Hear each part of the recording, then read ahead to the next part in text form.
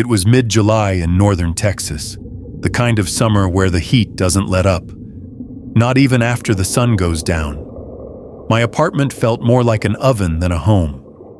The walls radiated warmth.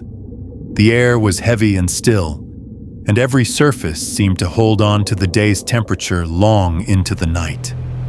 I had 2 old box fans running, one in the hallway and another by the bed, but all they did was push hot air from one corner to another. The ceiling fan above me spun lazily, offering no real relief. By the time midnight rolled around, I was lying on top of my sheets, sweating, wide awake, and completely miserable. I tried every trick I could think of, flipping the pillow to the cool side, drinking water, even dampening a washcloth and laying it across my forehead. Nothing worked. The heat was suffocating. Finally, sometime after 1 in the morning, I sat up in frustration, my hair plastered to the back of my neck, shirt clinging to me. My apartment wasn't in a bad neighborhood, mostly families and a few students renting nearby, but I'd always been hesitant about opening my windows at night. Still, the air inside was unbearable. I walked over and slid my bedroom window open a few inches. A faint breeze slipped through the screen, carrying the smell of dry grass and warm asphalt. It wasn't much, but compared to the stifling room behind me, it felt like a small relief. Outside, the street was quiet. A porch light glowed faintly 2 houses down, and the hum of cicadas filled the night. No voices, nothing out of the ordinary. I lay back down on the bed, finally letting myself relax. At first, I thought opening the window had solved my problem. The faint breeze drifted in, and for the first time that night, I wasn't drenched in sweat. I lay there listening to the cicadas outside, trying to focus on their steady drone and let myself drift off. But sleep didn't come. Instead, I became hyper-aware of every little sound in the apartment. The refrigerator humming in the kitchen, a soft creak in the ceiling as the wood cooled from the day's heat. Even the fans, which I normally tuned out, seemed louder than usual. I rolled over and tried to convince myself it was just my brain refusing to shut down. But the longer I lay there, the more unsettled I felt. It wasn't one specific noise. It was the way the silence between sounds seemed to stretch on, too deep and too heavy. The street outside was usually busier, even at night. A late car heading home, or someone walking their dog down the block. But that night, it felt like the whole neighborhood had gone still. No footsteps on the pavement, no tires crunching over gravel, just cicadas and the occasional bark of a dog far off in the distance. I shifted on the bed, glancing at the window. The blinds were pulled halfway down, leaving a small gap where the streetlight glow slipped in. I told myself not to be paranoid. I'd lived here long enough to know it was a safe enough place. Still, the feeling stuck with me. Like the apartment wasn't empty. Like something had shifted in the air the moment I cracked that window. That's when I noticed it. At first, I thought it was just the fan playing tricks on me, blending into the background hum. But underneath the whir, there was another sound. Low, steady, rhythmic, breathing. My eyes darted to the window. My heart started pounding as I realized the breathing wasn't inside. It was coming from outside. Right there, on the other side of the thin screen. I stayed completely still, afraid that if I moved, whoever was there would know I'd noticed. The breathing continued, steady and unhurried, like whoever it was had all the time in the world. I forced myself to glance toward the window. Through the narrow slit between the blinds, I could see a shape. Just the outline of someone's head, tilted slightly, as if they were leaning close to the screen. I didn't scream. I didn't move. My brain was racing, trying to figure out what to do. My phone was across the room on the dresser, way too far to grab without crossing the line of sight from the window. For what felt like forever, I just lay there, pretending to sleep, listening to the sound of someone else breathing in my room. Every instinct told me not to let them know I was awake. Then, just as suddenly as it began, the breathing stopped. I waited, counting the seconds in my head. 10, 20, 30, nothing. I couldn't tell if they'd left or if they were still out there, waiting. Eventually, I gathered the courage to slide out of bed as quietly as I could and grabbed my phone. My hands were shaking so badly that it took 3 tries to unlock the screen. I dialed a friend who lived a block away, whispering into the call, begging her to come over. She didn't ask questions, just said she was on her way and brought her brother with her. When their flashlights swept over the side of the house, I stayed inside, too scared to even peek out the window. A few minutes later, they knocked softly, and I let them in. Together we went outside, checking around the yard. By then, whoever had been there was long gone, but the grass directly below my window was pressed flat, trampled in a way that didn't match the rest of the yard. Someone had stood there for a while, long enough to leave a mark. That discovery stayed with me far more than the sound of the breathing. It meant they hadn't just passed by. They had been watching, waiting. I never slept with that window open again. In fact, for weeks afterward, I could barely sleep at all. Every creak in the apartment set me on edge. Every shadow felt like it was holding something. Even now, years later, I still catch myself checking the locks 2, sometimes 3 times before bed. Because the truth is, the heat wasn't the thing suffocating me that night. It was the thought of someone standing in the dark, just a thin screen away, listening to me breathe.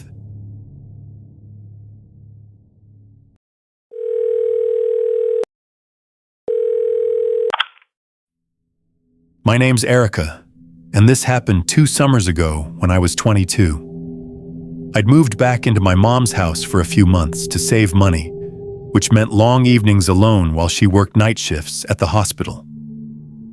The neighborhood wasn't dangerous, but it wasn't exactly quiet either. Kids cutting through yards, stray cats knocking over trash cans, the usual.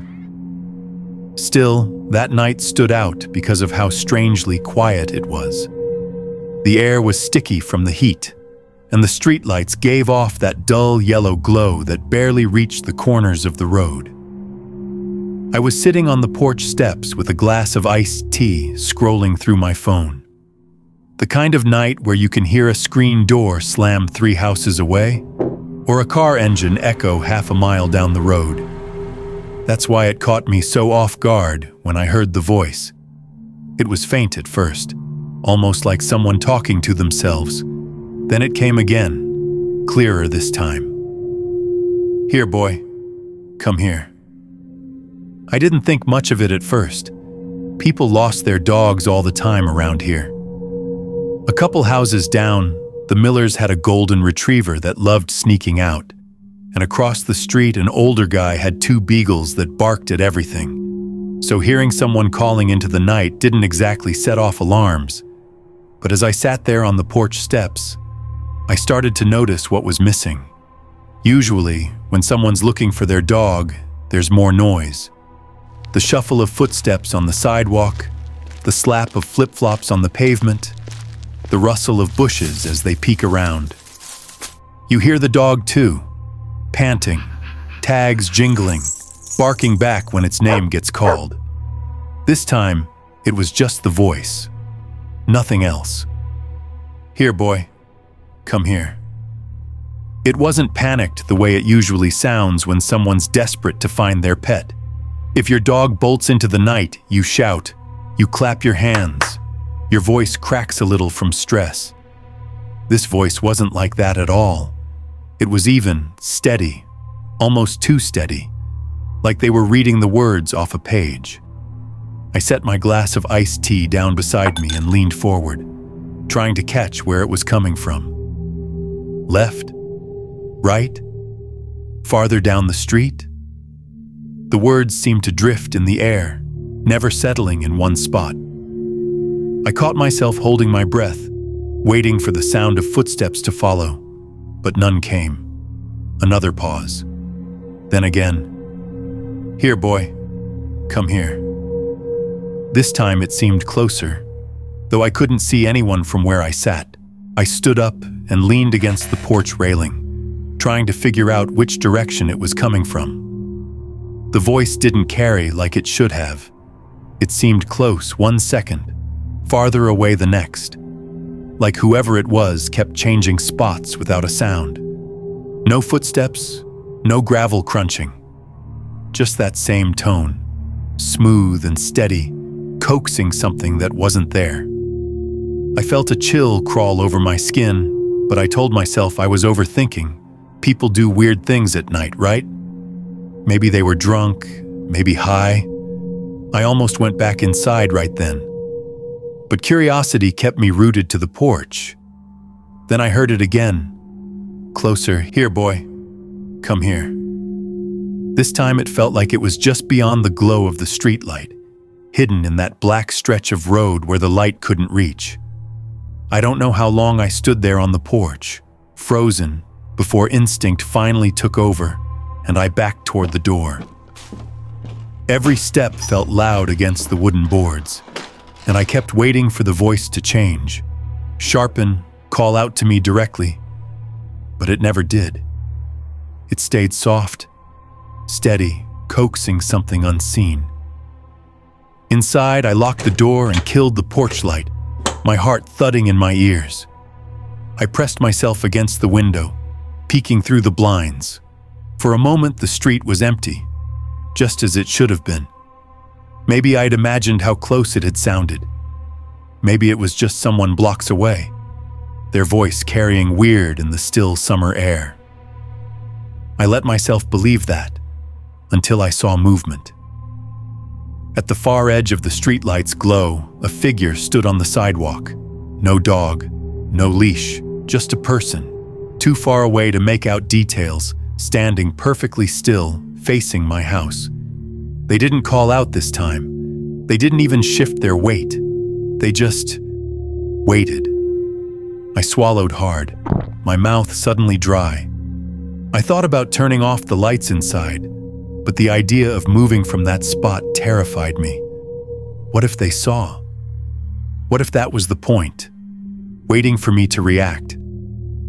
Then, just when I started to think they might walk away, it came again.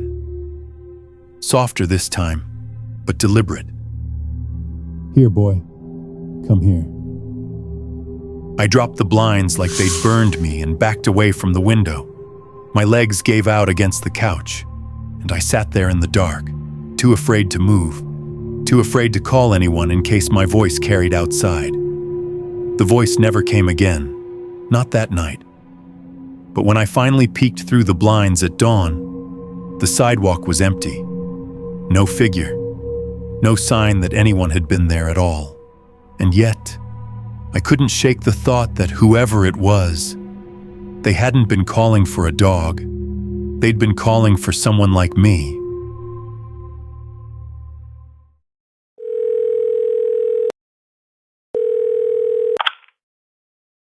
It was late August, one of those nights where the air stuck to your skin and the whole town felt half asleep.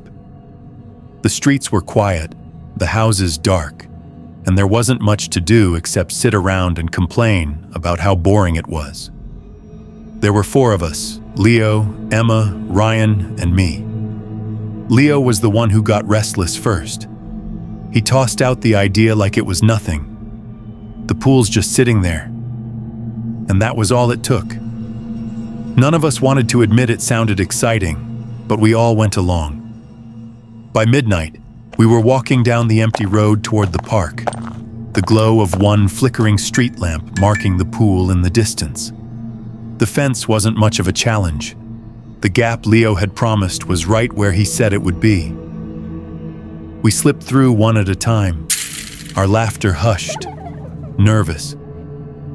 The water lay still and pale under the light, and for a second, I wished we'd just stayed home. The water was colder than we expected, but that only made us laugh harder as we shoved each other in. Ryan climbed the diving board and cannonballed so hard, the splash echoed across the empty lot. Emma floated on her back, her hair fanning out, pointing at the stars like she'd never seen them before. For a while, it felt like we had the whole world to ourselves. The chlorine burned our eyes, our voices carried too loud, and we didn't care. This was the kind of night we'd talk about later, the kind that felt stupid and wild in the best way.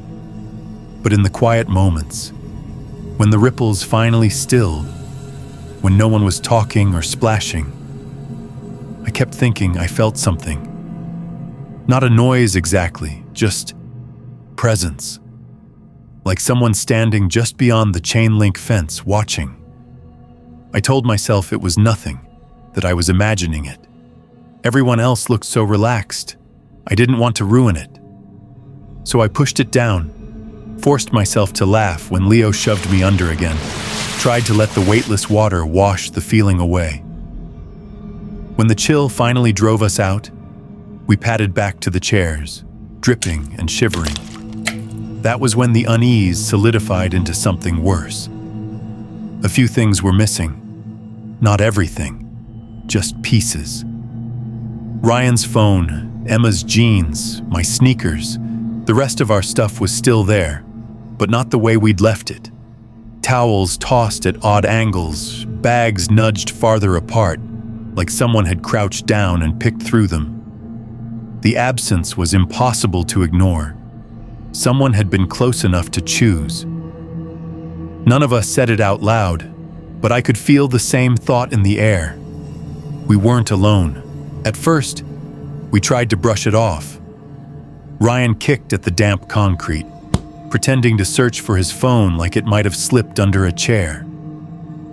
Emma hugged her towel tight, mumbling something about forgetting if she'd actually brought those jeans. But nobody believed it. The pool, which had felt almost safe a few minutes ago, suddenly seemed too wide, too exposed. The tall floodlights buzzed faintly, but most were dead, leaving whole stretches drowned in shadow. Every gust of wind made the chain-link fence rattle, sharp and metallic, and each time it did, my chest tightened. It didn't feel like someone had been here. It felt like someone still was, watching, waiting.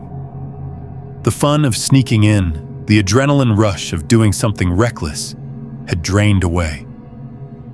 Now it just felt like we'd wandered into the wrong place at the wrong time, and someone else was in control. The moment the unease became too heavy, it felt like someone had flipped a switch.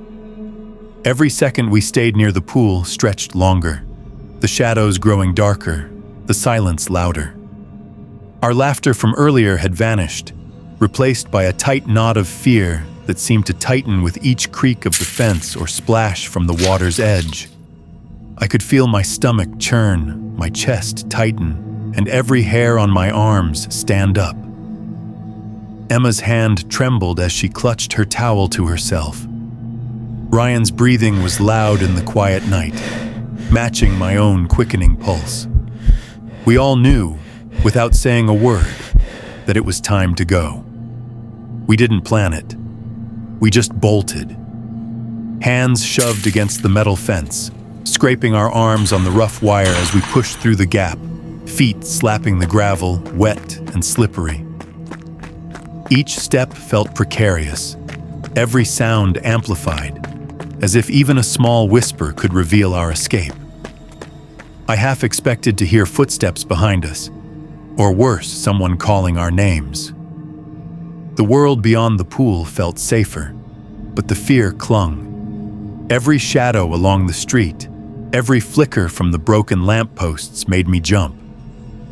We ran without looking back, our only goal distance, putting as much space as possible between ourselves and the pool.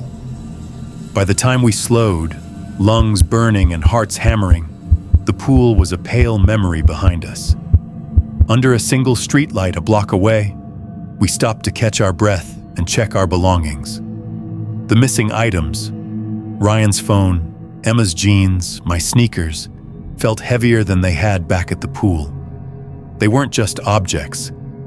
They were proof that someone had been there, close enough to reach out, to touch our things while we were right there, in the water. We never went back. Even years later, the memory lingers.